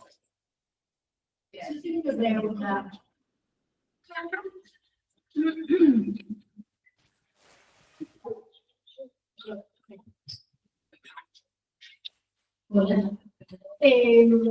Como que a simple vista, quiero agradecerles, pues estuvo muy bueno acercarnos a nosotros a estas experiencias que no hemos tenido. En mi caso, yo soy docente, pues soy docente de nivel medio, de secundario. Entonces, bueno, un universo diferente, ¿no? Y digo, a primera vista, pareciera que las experiencias que tienen destinatarios diferentes, pensaba, ¿ustedes dirían que la motivación de los estudiantes que se acercan a estos espacios tienen algo en común o son objetivos diferentes? O sea, los que se han acercado a la organización por la licencia de conducir, los que se acercan para quienes están en el hospital, ¿tienen algo en común? ¿Cuáles son los objetivos con los que se acercan? Digo, pero hay como para construirlo, ¿no? Todavía no lo sabemos, pero si hay mejor. O son públicos diferentes que van por cosas diferentes. Eso me pensaba.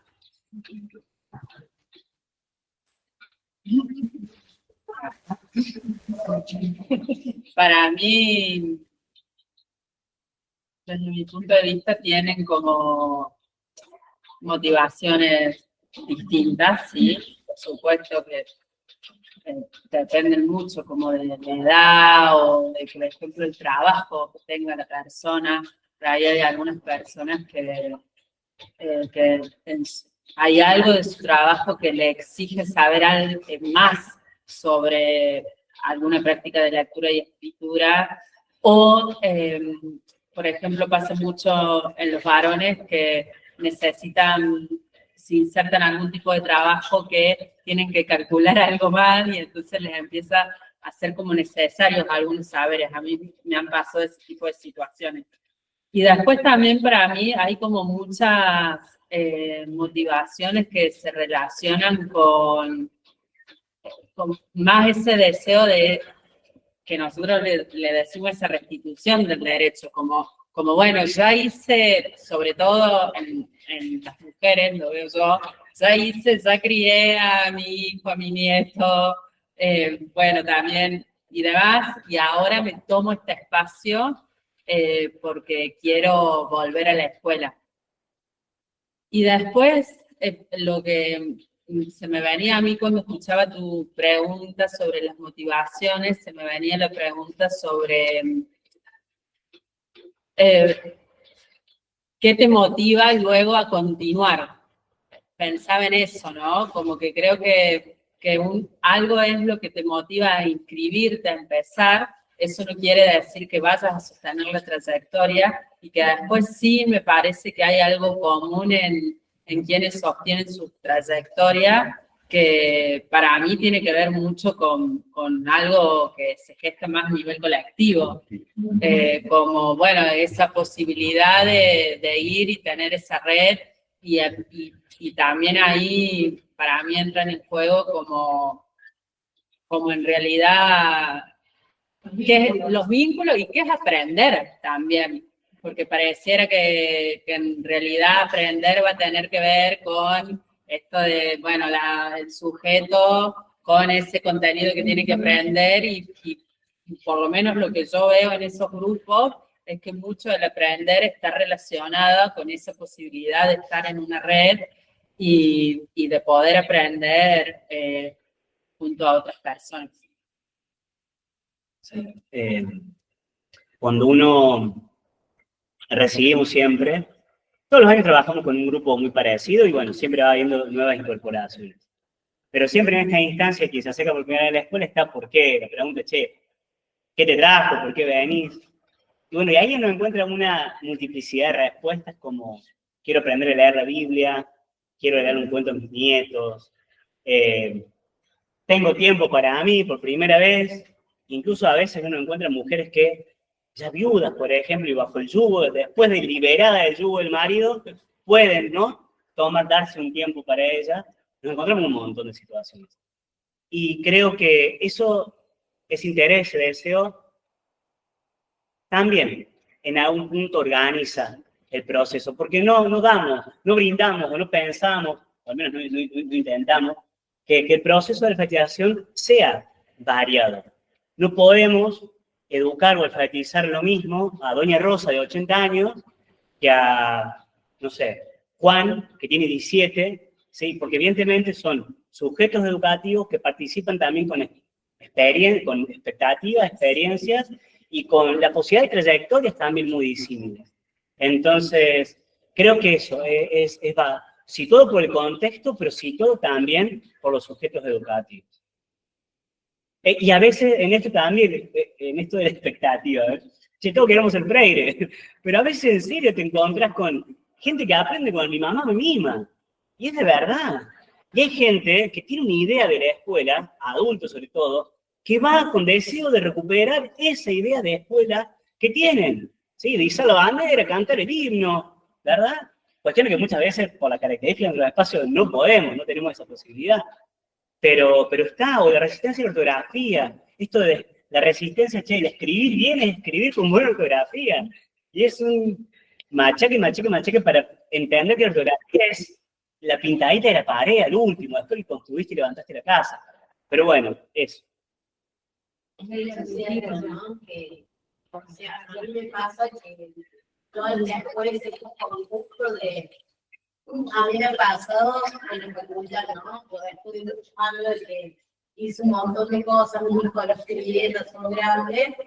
Es bueno, de por qué sigo, por qué no tengo el tiempo, lo quiero hacer por mí porque me faltó, porque es algo que todavía quiero hacer y está la posibilidad. Yo he trabajado también como preceptora en colegios de adultos, entonces es tan enriquecedor que voy a decir estas reglas que hay son que quiero acordarme cuando yo era en escuela, gente de 70 años que aparte aprendes un montón, porque es esto el vínculo, ¿no? Que uno también aprende. Yo aprendo de alguien de 18, de alguien de 20, de alguien de 30, de alguien de 40, de alguien de mi misma edad, ¿no? Entonces, me hizo acordar de la escuela de oficio cuando fuimos el año pasado, porque había unos que sabían más que otros, y entonces por ahí la profe iba a conseguir algo, y había uno que estaba enseñando cómo revocar, y se notaba que la onda que había entre ellos era también un punto que tenía esa asistencia, ¿no?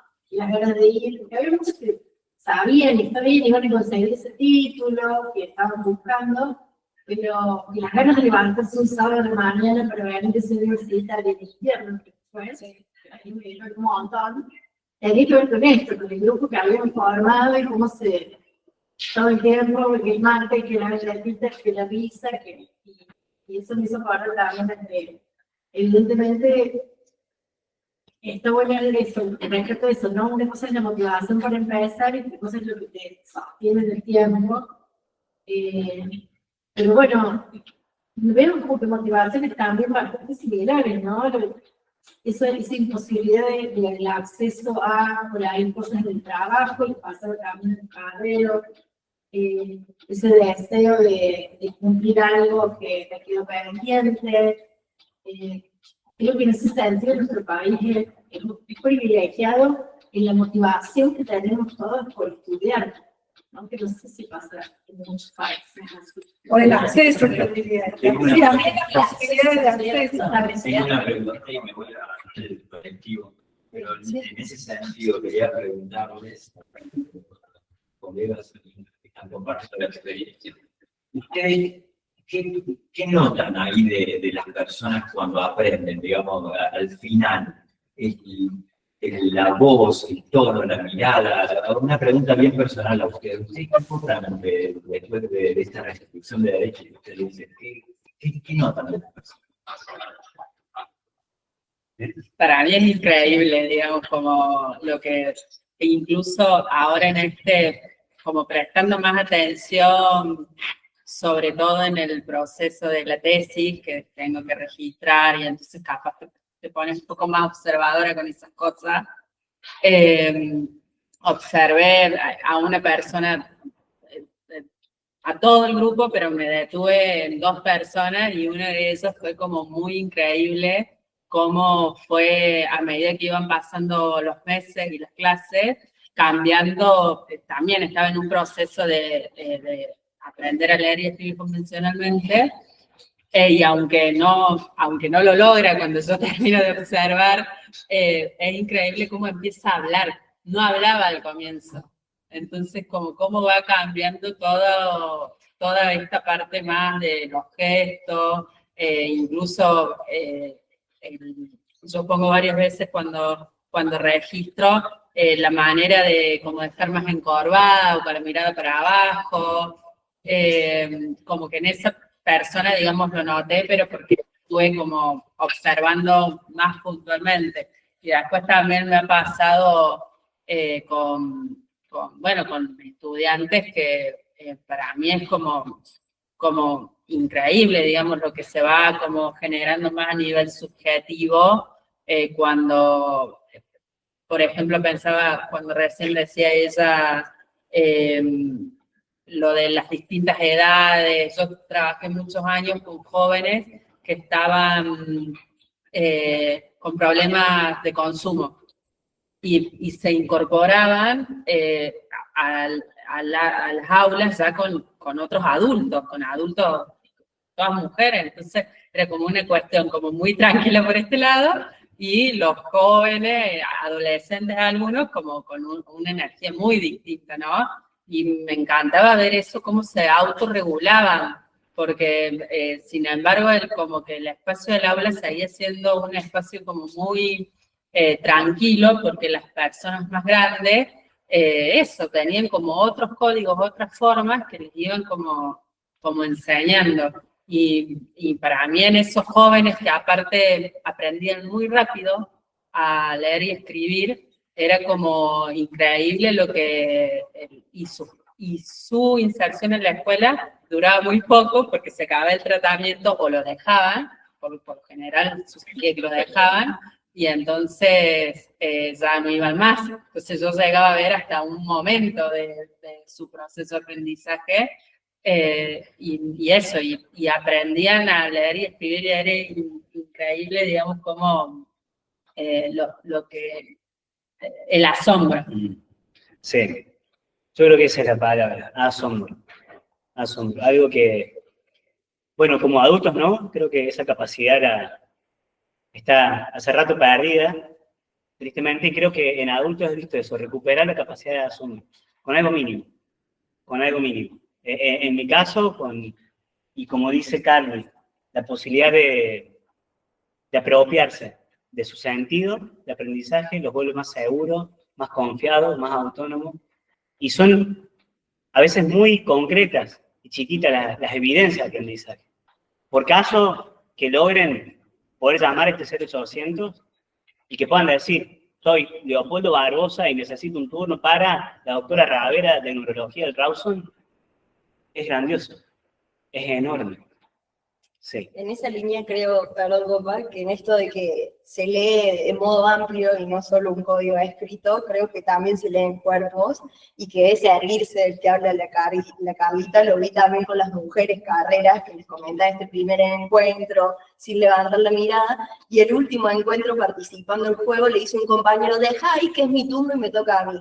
Y que ella me mirara y me dijera, estoy enojada porque ganó el juego, y yo, me encanta Rosa que te enojes. Y era un posicionamiento de ella que uno evidencia esa construcción que fue haciendo, y digo en esto, ¿no? El erguirse, el enunciarse, el decir, che, es mi turno de hablar, o uno está hablando Rosa, le escuchemos, ver esos procesos, y también me quedo pensando, Pilar, en lo que vos decías de las motivaciones, y me paso trabajando en el contexto de encierro con jóvenes, que muchas veces la motivación de ir a la escuela es, me lo pide el juez, y tengo que ir porque me lo manda, y que después a través de ese espacio empezar a reconstruir esos sentidos quizás iniciales, a través de nuevo, posicionándose en una perspectiva de derecho y demás, y que a través de rapear empiecen a decir, uy, necesito poner nombre a estas historias, y se construyen rap con su historia, hay mi historia y tu historia, entonces si estamos acá, hay una historia de desigualdades que compartimos, y entonces cómo nos posicionamos frente a eso,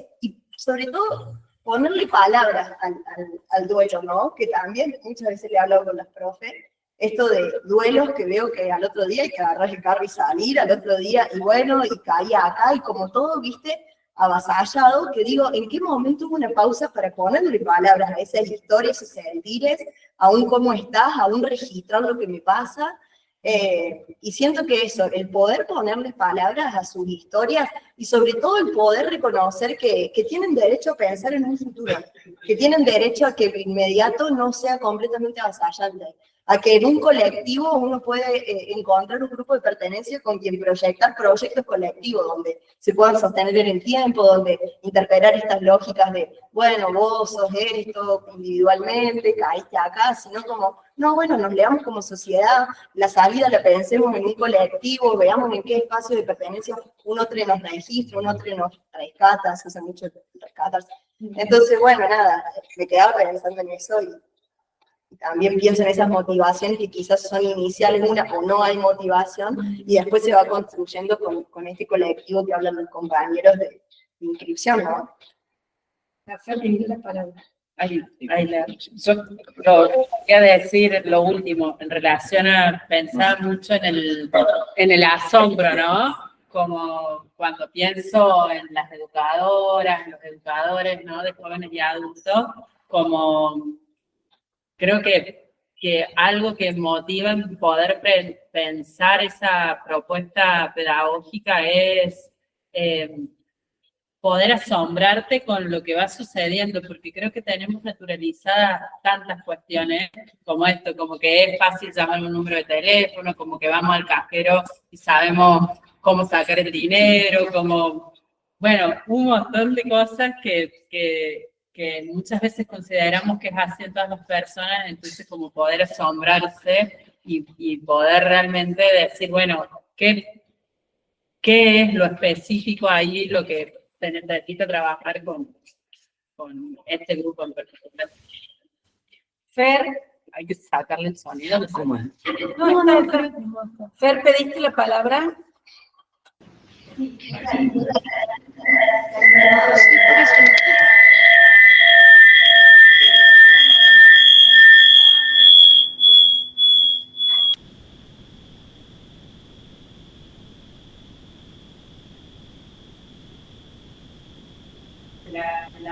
Fer, acá dicen que tenés que parar. A nosotras nos llamó la atención el tema de los contenidos que son más reales a comparación de lo que estamos viendo en la trayectoria a nivel primario o lo que nosotras vimos en la secundaria. Y nos llamó la atención esto de convertir estas prácticas de lectoescrituras obligatorias en unas prácticas de placer, en algo más real, como una herramienta para que los propios alumnos se puedan desenvolver en ese día a día. Eso nos hizo preguntarnos a nosotras el tema del género, ¿no? Porque al escucharlos hablar hablamos mucho escuchamos mucho del género femenino. Entonces, nada, nos intrigaba saber si realmente el porcentaje de alumnos que terminaban estas propuestas, digamos, estas trayectorias, eran más que nada mujeres. ¿Cómo era la tasa de éxito de finalización con estas propuestas? Teniendo en cuenta lo proyectado y lo real, ¿no? Si había deserción, eso era lo que veníamos hablando, más lo que nos llamaba la atención.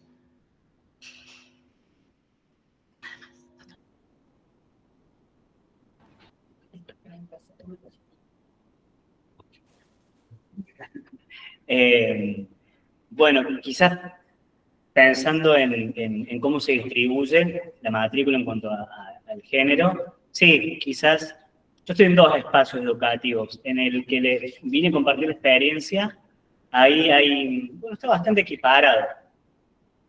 La cuestión de entre hombres y mujeres, ¿sí? Igual en edades una franja etaria bastante parecida también, pero creo que en la gran mayoría, o al menos de las otras experiencias, podría decir que sí, predominan las mujeres, sí. Y con respecto a la tasa de éxito, yo creo que una sola que egrese, una sola que egrese, ya es un exitazo. Me parece que, y ahí es donde hay una discusión política, digamos. No estamos acá para discutir el número que la patronal quiere, ¿sí? Estamos para defender un espacio que es de perspectiva de derecho, de restitución de derechos. Entonces, el éxito se mide con que haya una. Y eso es una definición que nos posiciona como sujetos políticos del acto educativo. Y si eso implica organizar la lucha, militar el gremio, lo que fuera, para defender los espacios jóvenes adultos, sí. Porque es obligación del Estado, ¿sí? Habilitar y mantener viva todos los espacios educativos, de primario, de secundario, de la modalidad, ¿sí? No podemos exigir la asistencia, ¿sí? No podemos exigir la asistencia, como si estuviéramos hablando de rango, hasta de la trayectoria real, comunes, ¿no? Entonces, el éxito es que la escuela esté abierta y un egresado es un exitoso. Sí, también se me ocurría decir, Emma, o sea, como defenderlo, también en el marco en donde realmente es muy poco lo que el Estado invierte para esas propuestas educativas, o sea, teniendo en cuenta esto que yo contaba al principio de las extensiones áulicas, en donde lo único que el Estado invierte es el sueldo de un docente. O sea, ni siquiera el espacio, ni siquiera, cada espacio se organiza distinto, pero después, imagínense, para el funcionamiento de una escuela necesitas quien abra la puerta, quien limpie, que haya tiza, que esté el pizarrón, son, bueno, todas cuestiones en donde también se va, digamos, tejiendo lo que somos, me parece, hoy las educadoras jóvenes y adultos, ¿no? Porque es como toda esa trama, y por eso también creo que coincidimos en la defensa de que no solamente no se tiene que cerrar, sino que se tiene que invertir más, digamos, que tiene que haber una inversión que sea real.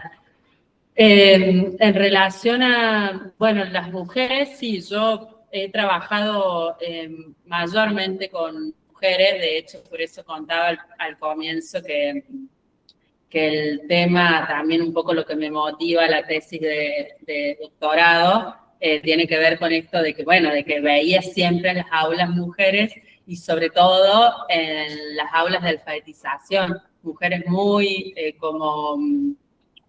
como atravesadas por la desigualdad, por la violencia de género. Entonces, bueno, eso fue como un poco lo que empieza, digamos, como a abrir en mí todas estas preguntas. que bueno, hoy justo venía recordando eso, que empieza ahí y que después también, a medida que el estudio empezó y que voy con las observaciones y demás, también ahora puedo ver cómo todos estos lugares también se convierten como y el aprendizaje y leer, escribir y estar con otras mujeres, y estar en una escuela y demás, se convierten como en esos lugares de resistencia también. Entonces, como también irlas viendo desde ese otro lugar. Y bueno, y aparte, además de nuestras experiencias, digamos, como más... Este año yo tengo la particularidad que trabajo con muchos varones. Creo que es algo como distinto que me ha pasado y también, bueno, me gusta porque es un desafío, porque realmente tenés como que es diferente el trato y demás, y la experiencia y lo que nos motiva y demás. Y lo que quería decir que además de nuestras experiencias más puntuales, bueno, también hemos como en el marco de este estudio, podido como advertir que sí, que la tasa de mujeres, digamos, como más a nivel mundial, es mayor en este tipo de experiencias. No me acordaba si había algo más en la pregunta. ¿Querés agregar algo? Sí, algo cortito, pero digo, en esto que decían los compas del éxito, si es una cuestión resultadista o si es como dicen los compas, que mantener una escuela abierta y la garantización de ese derecho de compartir un espacio público, colectivo, donde pensar nuestra cotidianidad, donde pensar los derechos que quedan por conquistar y entendernos como sujetos históricos y sociales, ya es un éxito. De hecho, bueno, capaz me atraviesa mucho, pero pienso en pibes que incluso compartieron un espacio educativo y demás, y después por sus condiciones de desigualdad quizás son asesinadas, o incluso pienso personas atravesadas por cuestiones de salud que quizás no llegan a ese egreso y a ese número de matrícula que se piensa, pero sin embargo sus voces, lo que tuvieron para aportar, lo que tuvieron para construir ahí, ya es un derecho garantizado, y alguien que te ayudó a pensar el mundo distinto, o su voz no fue silenciada, digamos, por lo menos en ese espacio donde el derecho fue cuidado. Así que creo que ya eso es el éxito. Marian, levantaste la mano.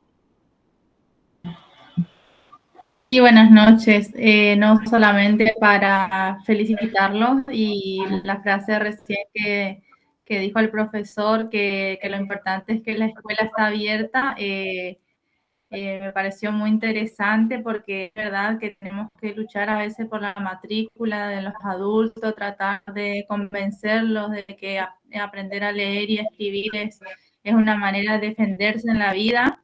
Me parece interesante lo que él dijo porque me está costando mantener la matrícula, sobrellevar con los adultos y más que nada enseñarle cosas que a ellos les sirvan en la vida, defenderse, saber firmar.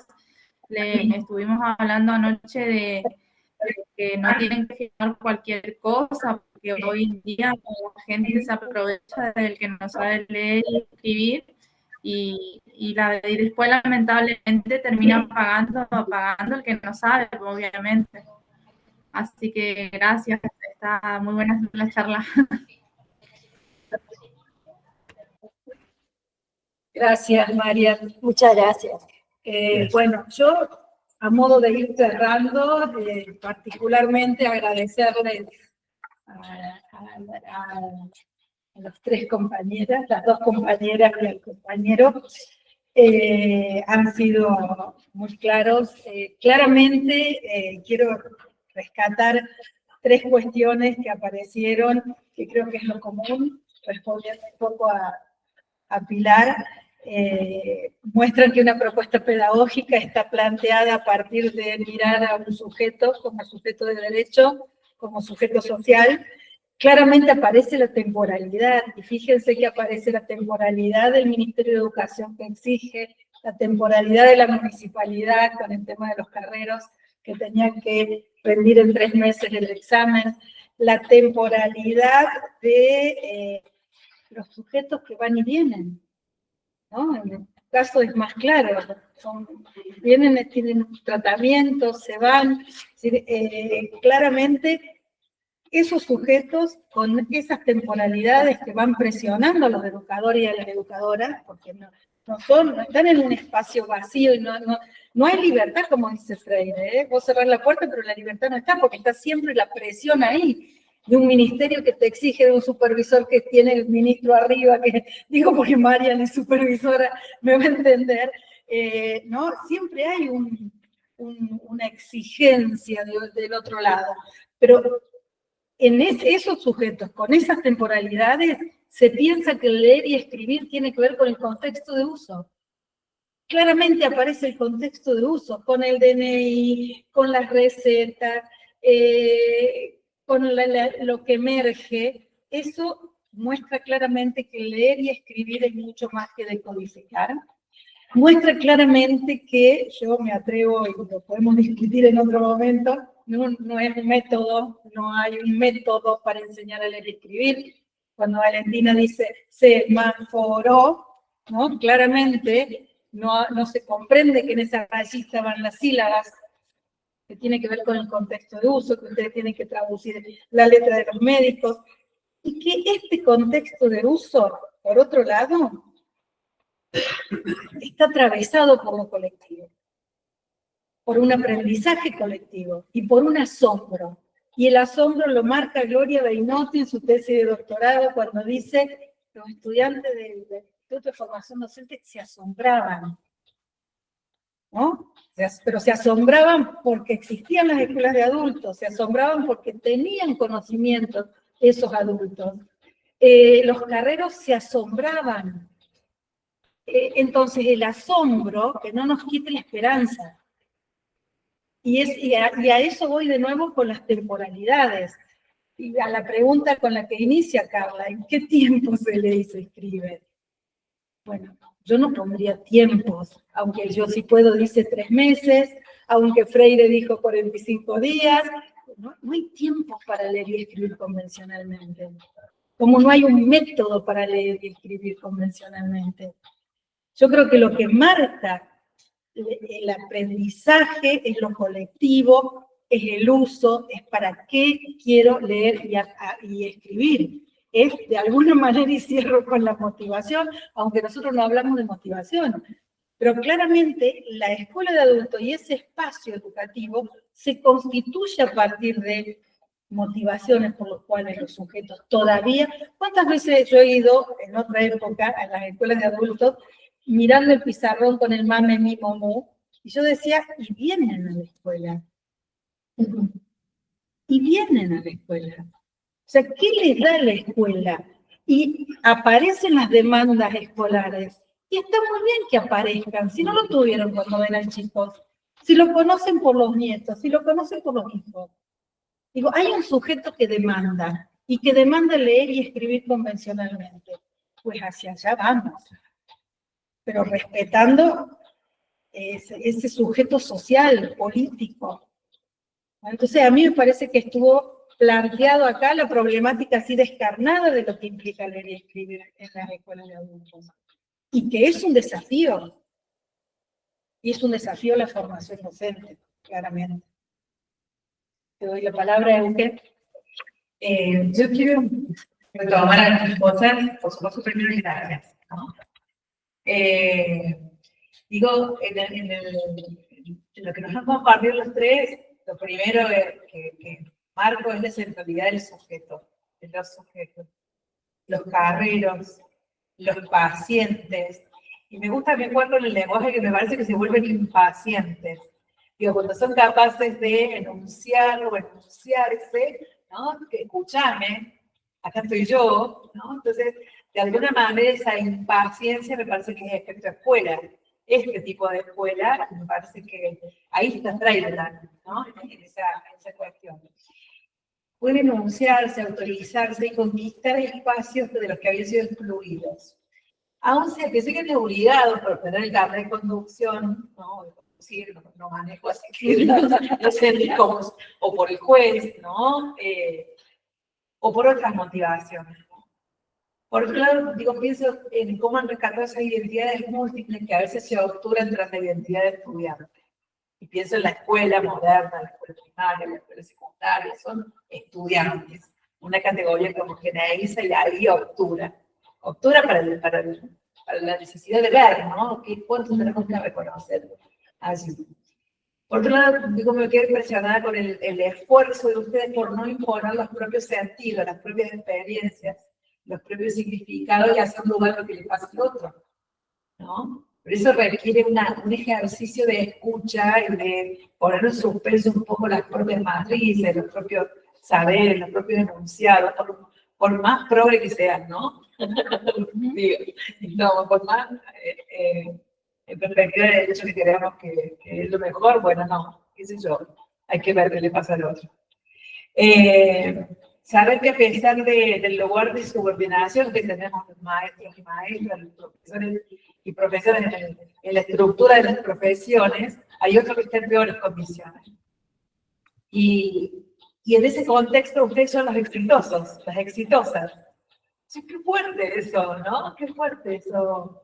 Porque lograron titulación, dominan la cultura escrita que les está vedada, le están dando tantos derechos sin ese acceso, ¿no? Reconocer que en el DNI estoy yo, ahí dice algo de mí, no solamente que soy alguien que no debiera llevarse la policía puesta, digamos.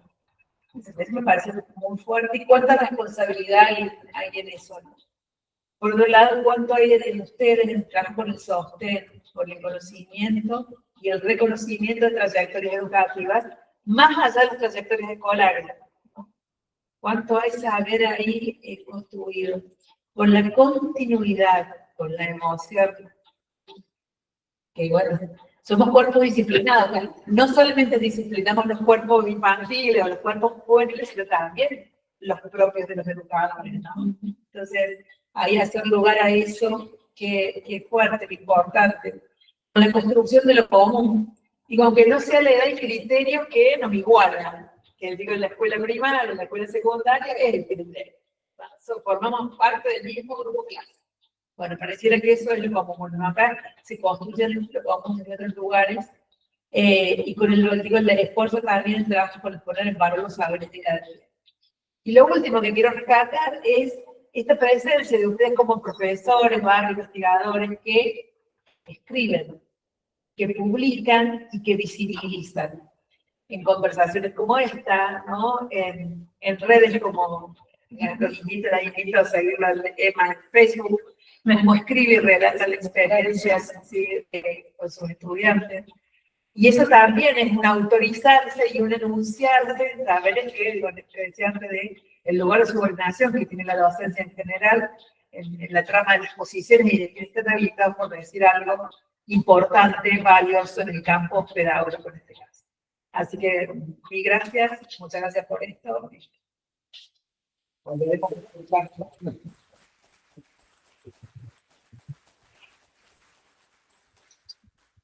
Gracias.